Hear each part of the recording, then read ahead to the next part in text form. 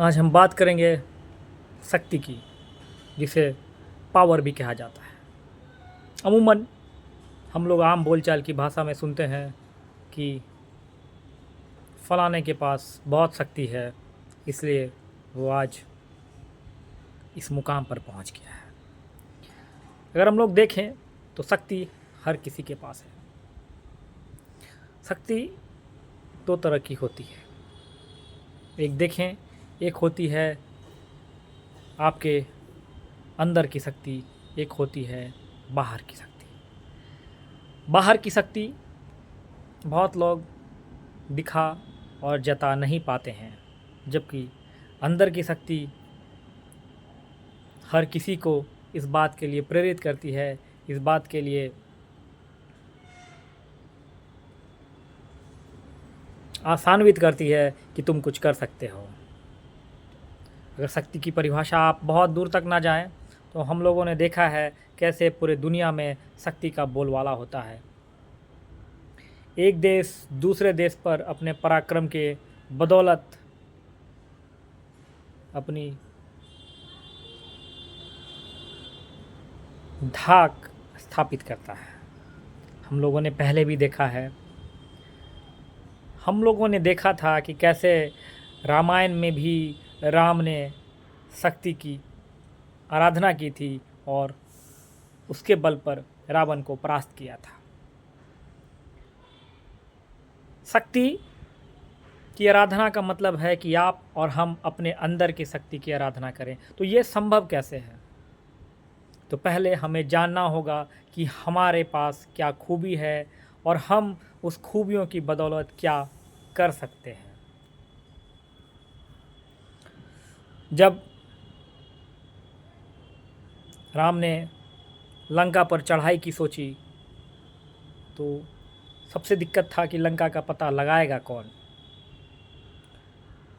यह काम वीर हनुमान को सौंपा गया। हनुमान के पास बहुत शक्ति थी, लेकिन हनुमान को उस शक्ति का आभास नहीं था कि मेरे अंदर कितनी शक्ति है। उसके अंदर की उस शक्ति को किसी ने जगाया, और जो है उसे आज हम सभी जानते हैं कि कैसे हनुमान ने लंका पर जाकर उस शक्ति का, उस अदम्य साहस का परिचय दिया। हम लोगों में से बहुत सारे लोग विभिन्न प्रकार की उद्देश्यों को साकार करने को लेकर चलते हैं।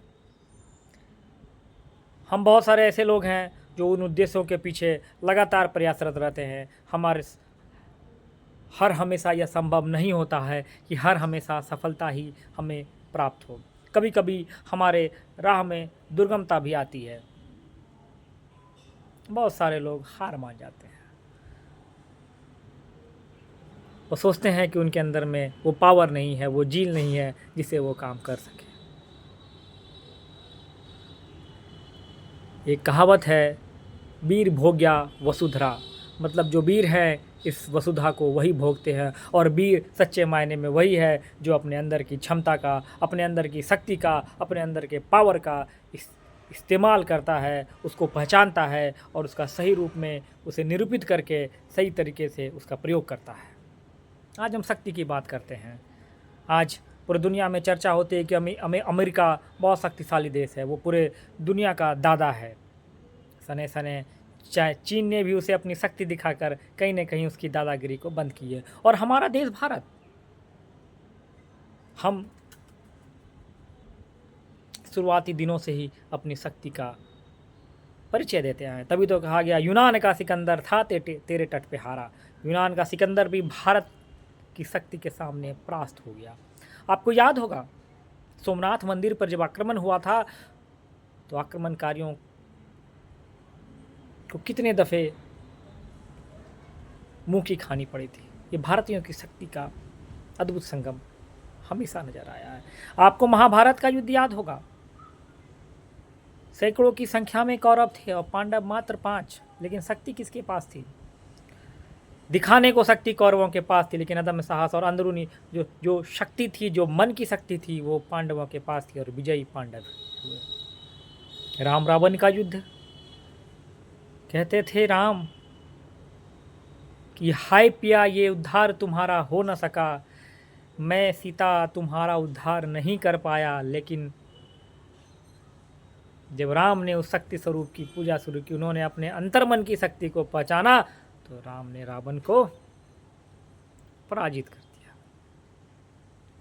हमें अंदर के इनर साइंस को पहचानना होगा, हमारे अंदर जो शक्ति है उसे हमें पहचानना होगा, और हम इस शक्ति की बदौलत कुछ भी संभव कर सकते हैं। चाहे हम शिक्षा के क्षेत्र में हों, चाहे हम व्यापार के क्षेत्र में हों, चाहे खेल कूद के क्षेत्र में, या अन्य जो भी क्षेत्र हैं जिससे हम संबंधित हैं, वहाँ हमें अपनी शक्ति का परिचय देना होगा।